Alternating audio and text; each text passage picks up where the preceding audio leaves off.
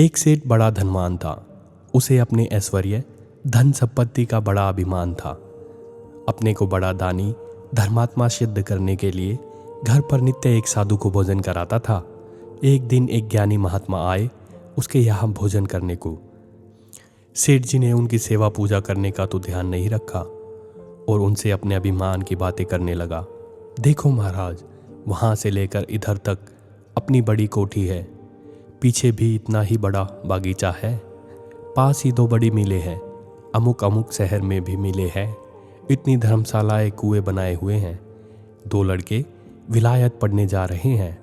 आप जैसे साधु सन्यासियों के पेट पालने के लिए यह रोजाना का सदाव्रत लगा रखा है। सेठ अपनी बातें कहता ही जा रहा था। महात्मा जी ने सोचा इसको अभिमान हो गया है, इसलिए इसका अभिमान दूर करना चाहिए। बीच में रोककर सेठ जी से कहा, आपके यहाँ दुनिया का नक्शा है? सेठ जी ने कहा, महाराज बहुत बड़ा नक्शा है। महात्मा जी ने नक्शा मंगवाया।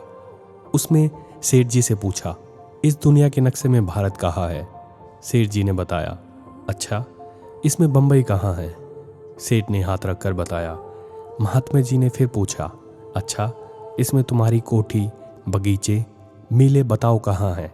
सेठ जी बोला, महाराज दुनिया के नक्शे में इतनी छोटी सी चीज़ कहाँ से आई? महात्मा ने कहा, सेठ जी अब इस दुनिया के नक्शे में तुम्हारी कोठी, बगीचे, महल का कोई पता नहीं, तो विश्व ब्रह्मांड जो भगवान के लीला ऐश्वर्य का एक खेल मात्र है, उनके यहाँ तुम्हारे ऐश्वर्य का क्या स्थान होगा?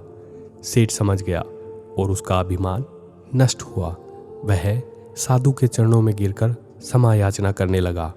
थोड़ी सी समृद्धि, ऐश्वर्य पाकर मनुष्य इतना अभिमानी और अहंकारी बन जाता है। यदि वह अपनी स्थिति की तुलना अन्य लोगों से या फिर भगवान से, अनंत ऐश्वर्य से करे तो उसे अपनी स्थिति का पता चले। धन संपत्ति ऐश्वर्य का अभिमान व्यर्थ है, मूर्खता है। प्रथम तो यहाँ की संपदा पर मनुष्य का अपना अधिकार जताना अज्ञान है, क्योंकि यह सदा यही की धरोहर है और यही रहती है। यह भगवान की संपदाएं है, कोई भी व्यक्ति इन्हें नहीं ले जा सकता। इस पर भी अपनापन मानकर थोड़े से धन ऐश्वर्य पर बोरा जाना पागलपन और अज्ञान ही है।